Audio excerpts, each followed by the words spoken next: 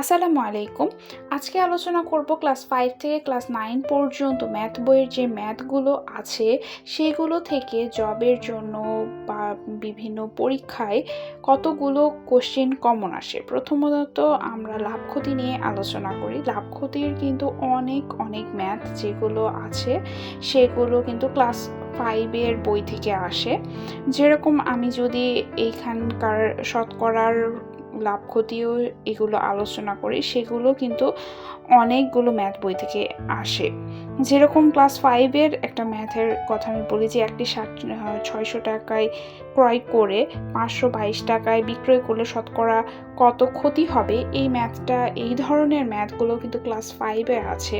আর কখন শুধু x এর 20% এবং কখন x এর 120%, এইগুলো পার্সেন্টেজের যেই ম্যাথগুলো আছে এইগুলো দেখিয়ে দিচ্ছি, সেগুলো কিন্তু ক্লাস 5 এ আছে। বেসিক্যালি ওইগুলো জিনিসই, যেইগুলো মূল জিনিস, সেইগুলোই কিন্তু বিভিন্ন চাকরি পরীক্ষায় এসে থাকে। তারপরে গোল আকারে যেইটা দেওয়া আছে সেইটাও কিন্তু অন্য চাকরি পরীক্ষায় এসেছে। এই ম্যাথও কিন্তু ক্লাস 5 এ আছে। ক্রয় মূল্য থেকে কিভাবে আপনি বিক্রয় মূল্য বের করবেন, বিক্রয় মূল্য থেকে কিভাবে ক্রয় মূল্য বের করবেন, এগুলো কিন্তু অনেক জব পরীক্ষায় আসে এবং এগুলো ক্লাস 5 এ, 6 এ, 7 এ এবং আপনি যদি দেখেন সেগুলো বই থেকে আসে। এবং পরবর্তীতে আমি বইয়েও দেখিয়ে দিব যে বই থেকে কীরকম করে কমন আসছে। জবের প্রিপারেশন শুরু করতে যাচ্ছেন তাদেরকে বলবো অবশ্যই তারা প্রথমে ক্লাস 5 থেকে 9 পর্যন্ত ম্যাথ বইগুলো শেষ করবেন। তারপর যে কোনো জবের ম্যাথের যে বইটা আছে, আপনারা ম্যাথ ককটেল কিনতে পারেন বা বেসিক ভিউ কিনতে পারেন, অথবা আপনাদের অন্য ম্যাথের যে কোনো পছন্দের বই থাকতে পারে সেটা কিনতে পারেন। সেটা কিনে আপনারা পড়া শুরু করবেন কিংবা করা শুরু করবেন, দেখবেন যে আপনাদের কাছে অনেক সহজ মনে হবে এবং ম্যাথ আপনার কোথাও আটকাবে না। আর যাদের বেসিকটা খুবই দুর্বল ম্যাথের, অনেকে আমাকে কোশ্চেন করে এবং বারবার আমি এটাই সাজেশন দিই যে আপনারা অবশ্যই ক্লাস 5 থেকে 9 পর্যন্ত যে ম্যাথ বইগুলো রয়েছে সেগুলো আগে শেষ করেন, তারপর সেই রিলেটেড ম্যাথগুলো করা শুরু করেন জবের বই থেকে কিংবা জব সলিউশন থেকে বলেন কিংবা ডাইজেস্ট থেকে বলেন। তখন দেখবেন যে আপনি আসলে সবগুলো ম্যাথই কমন পাচ্ছেন। আর আরেকটা কথা, যে যারা আমরা টিউশনি করাই তাদের তো প্রতিদিন প্র্যাকটিস থাকে, তো তাদের নিয়ে কোনো সমস্যা নেই।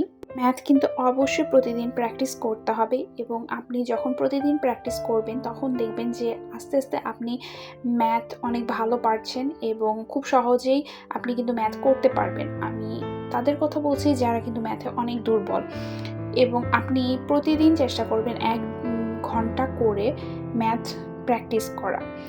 আর আপনি যদি চিন্তা করেন যে আপনি ম্যাথ স্কিপ করে অন্য সাবজেক্টে ভালো নাম্বার তুলবেন এবং ম্যাথটা কম একটু নাম্বার পেলেও হবে, তাহলে আমি তাদেরকে বলবো যে ম্যাথের নাম্বার কিন্তু অনেক বেশি আছে এবং ম্যাথটা স্কিপ করে আসলে আপনি সাধারণ জ্ঞান কিংবা ওইগুলো কমন নাও পেতে পারেন, কিন্তু ম্যাথটা কিন্তু আপনি যদি প্র্যাকটিস করেন এবং এটা খুবই কাট নাম্বার, যদি আপনি পারেন তাহলে অনেক ভালো নাম্বার তুলতে পারবেন এবং এটা কিন্তু রিটেন পার্টেও রয়েছে। সেজন্য কিন্তু ম্যাথটা খুবই ইম্পর্টেন্ট আপনাকে ভালো করে জানার। এবং ক্লাস 7 এর লাভ ক্ষতির অংশের যদি আমি দেখাই, এই যে এইখানে যে ম্যাথটা দেওয়া রয়েছে, এই সেম ম্যাথই কিন্তু এই রিলেটেড ম্যাথ, এই ধরনের ম্যাথ কিন্তু আপনাকে ফার্স্টের দিকে আমি দেখিয়েছিলাম বেসিক ভিউতেও কিন্তু রয়েছে। উদাহরণ 13 নাম্বারটা যদি দেখেন তাহলে বুঝতে পারবেন যে কত লাভ বা ক্ষতি হলো। ফার্স্টের দিকে কিন্তু আমি বেসিক ভিউ থেকেও দেখিয়েছিলাম যে কত লাভ বা ক্ষতি হলো, সেটাও দেওয়া রয়েছে।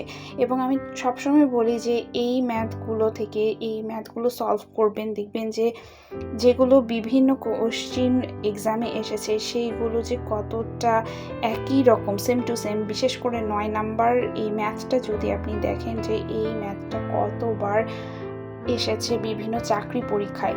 তো ম্যাথ করাটা খুবই ইম্পর্টেন্ট। ক্লাস 5 থেকে 9 পর্যন্ত এই ম্যাথ বইয়ের ম্যাথগুলো সলভটা করা খুবই ইম্পর্টেন্ট।